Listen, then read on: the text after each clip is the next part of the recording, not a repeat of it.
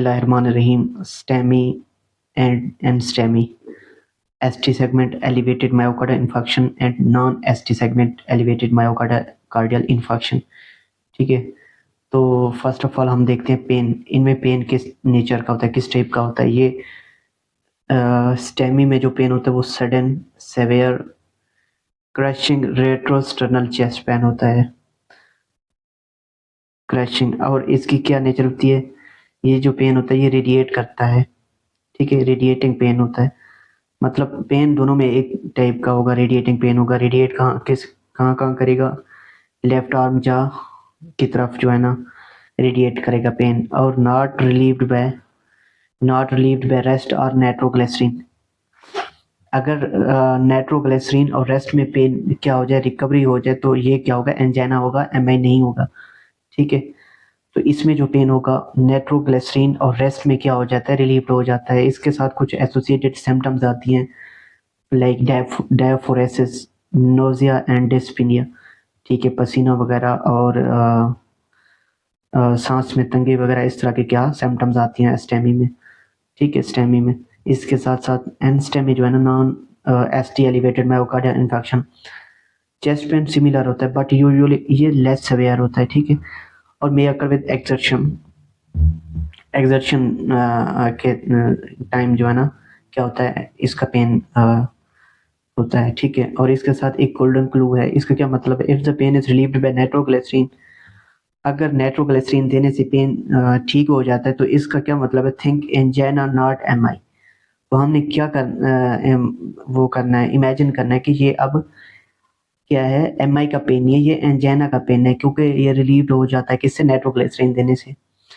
इसके साथ ECG Leeds देखते हैं और क्या चेंजेस आती हैं किस लीड्स में, और मतलब वाल्स ऑफ द हार्ट की वाल्स का जो इन्फेक्शन होता है, इनमें वाल्स जो होती है ना, हार्ट की वाल्स, एंटीरियर वाल अफेक्टेड हो सकती है, सेप्टल जो सेप्टम होता है दरमियान वाला वो अफेक्टेड हो सकता है, लैटरल वाल अफेक्टेड हो सकती है, इंफीरियर एंड पोस्टीरियर। तो फर्स्ट हम देखते हैं एंटीरियर वाल का जो MI है उसको, मतलब क्या चेंजेस देखेंगे उसके लिए। ठीक है, एंटीरियर वाल MI के लिए, और कौन सी जो आर्टरी होगी, ऑक्लूजन होगी उसकी। तो एंटीरियर वाल MI में कौन सी आर्टरी ऑक्लूड होती है, LAD, left anterior descending artery की ऑक्लूजन होती है। ये क्या है, ये एक MCQ है, ये MCQ आती है। ठीक है, एंटीरियर वाल का अगर MI हो तो कौन सी आर्टरी ऑक्लूजन होती है, लेफ्ट एंटीरियर डिसेंडिंग आर्टरी की ऑक्लूजन होती है। और इसके साथ किन लीड्स में जो है ना ST एलिवेशन होती है, लीड V1 में होती है, lead V2, V3 and V4, इनमें क्या होता है, ST एलिवेशन होती है। अगर ECG पे इन 4 लीड्स में हमें मिलता है ST एलिवेशन, तो हम क्या कह सकते हैं कि ये कौन सा MI है, एंटीरियर वाल MI। इसके साथ हम रेसिप्रोकल चेंजेस देखते हैं। ठीक है, रेसिप्रोकल चेंजेस किन लीड्स में नजर आते हैं, ST डिप्रेशन मिलेगा किन लीड्स में, सेकंड, थर्ड एंड AVF में।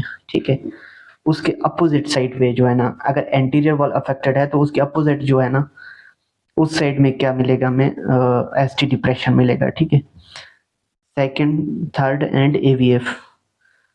इसके साथ सेकंड जो है ना, सेप्टम का जो MI है ना, उसमें देखते हैं कि कौन सी आर्टरी ऑक्लूजन होती है। इसमें प्रॉक्सिमल LAD ऑक्लूजन सेम है, मतलब ये भी एंटीरियर पोजीशन में आता है।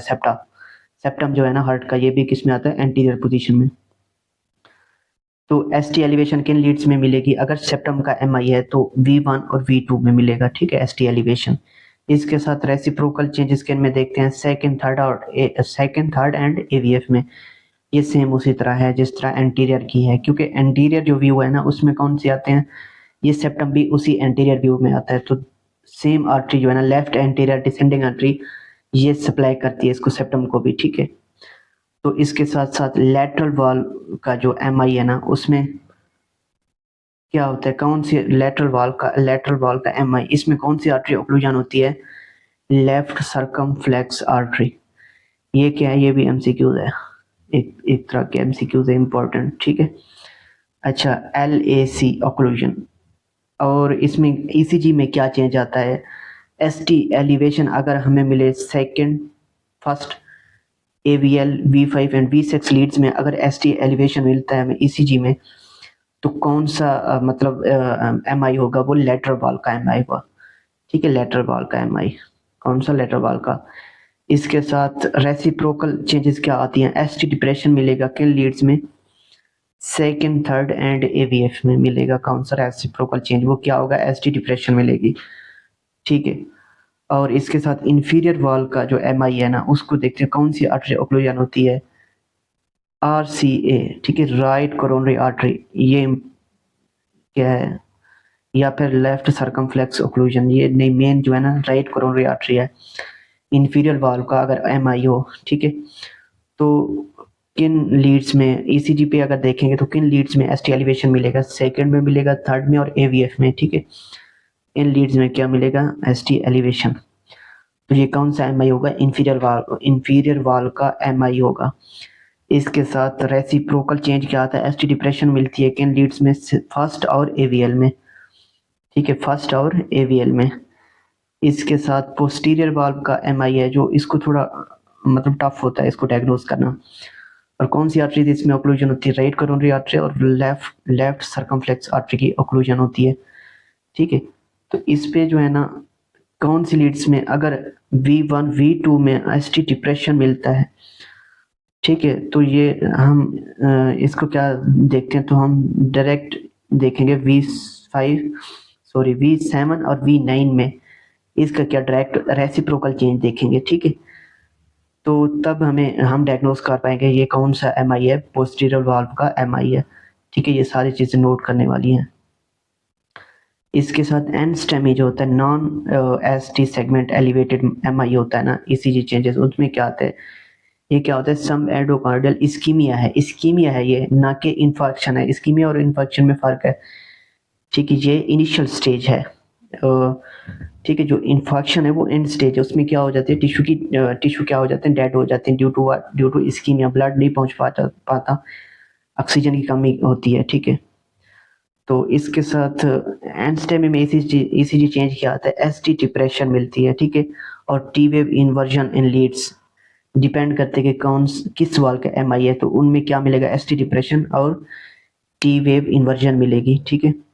और इसके साथ साथ नो ST एलिवेशन या Q वेव्स नहीं मिलेंगी एंड स्टेमी में, ठीक है, सब एंडोकार्डियल इस्कीमिया में, ठीक है। अच्छा, कुछ नीचे क्या है? USMLE और NLE के लिए क्लिनिकल हिंट्स हैं, ठीक है। तो इनको कैसे पिक करना है? अगर ST एलिवेशन है सेकेंड लीड में, थर्ड में और फिर AVF में, उसके साथ हाइपोटेंशन है पेशेंट को, ठीक है, तो वो कौन सा होगा? क्या डायग्नोज होगा? वो इंफीरियर MI होगा। ये अभी इसी एग्जाम में आई हुई थी MCQs। मतलब उसको हाइपोटेंशन था, उसका BP लो था और उसके साथ ST एलिवेशन किन में मिल रहा था? सेकंड, थर्ड और AVF में। ये कौन सा MI है? इंफीरियर वॉल का MI है, ठीक है। इसके साथ अगर ST एलिवेशन मिलता है V1 और V4 में, ठीक है, तो ये कौन सा MI होगा? एंटीरियर वॉल का MI होगा। ये इसका वर्स्ट प्रोग्नोसिस होता है। इसमें कौन सी आर्टरी ओक्लूजन होती है? LAD की ओक्लूजन होती है, ठीक है। इसके साथ साथ ST डिप्रेशन अगर मिलता है V1 V2 में, कंसिडर पोस्ट MI होगा, पोस्ट। तो फिर हम क्या देखेंगे? V7 और V9 में क्या देखेंगे? रेसिप्रोकल चेंज देखेंगे। इनमें क्या होगा? एलिवेशन होगा। तो आगे है, कुछ गोल्डन क्लू दिया मैंने। ST एलिवेशन हो तो इसका मतलब फुल थिकनेस इन्फेक्शन है, तो ये किस में होती है? स्टेमी में होती है। ST डिप्रेशन हो तो सिर्फ ये क्या है? सब एंडोकार्डियल इन्फार्क्ट है, तो ये किस में होती है? एंड स्टेमी में होती है।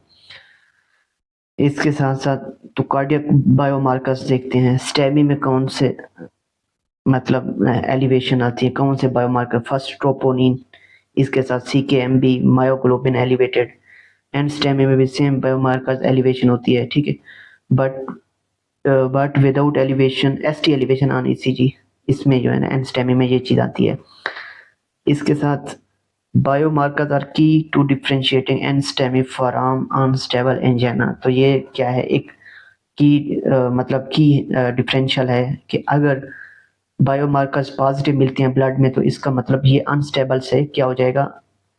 ये अनस्टेबल नहीं एनस्टेमी है, क्योंकि ये सेम होते हैं। इनमें भी क्या होती है, एसटी डिप्रेशन होती है, उसमें भी अनस्टेबल एंजाइना में भी एसटी डिप्रेशन मिलता है ईसीजी में। बट डिफरेंस क्या आता है कि ब्लड के अंदर ट्रोपोनिन्स या ब्लड बायोमार्कर्स जो भी होते हैं ये नेगेटिव मिलते हैं, ठीक है, अनस्टेबल एंजाइना में। बट एनस्टेमी में क्या होते हैं, पॉजिटिव होते हैं। इसके साथ यूएसएमली के लिए, ठीक है, पैथोगनोमिक लाइंस हैं।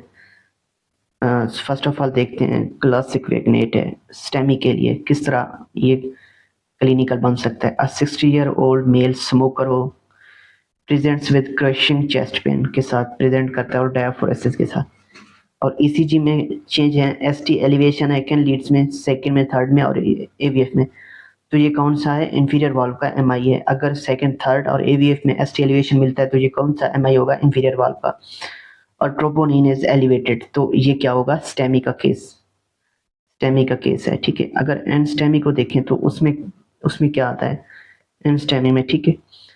अब 55 ईयर ओल्ड डायबिटिक मेल है, ठीक है। ये क्या रिस्क फैक्टर्स हैं, स्मोकिंग, डायबिटिक, फैमिली हिस्ट्री, ठीक है। तो इसके साथ complaints of exertional chest pain है, एक्सर्शनल चेस्ट पेन है, रिलीव्ड बाय रेस्ट, रेस्ट में क्या हो जाता है, रिलीव्ड हो जाता है।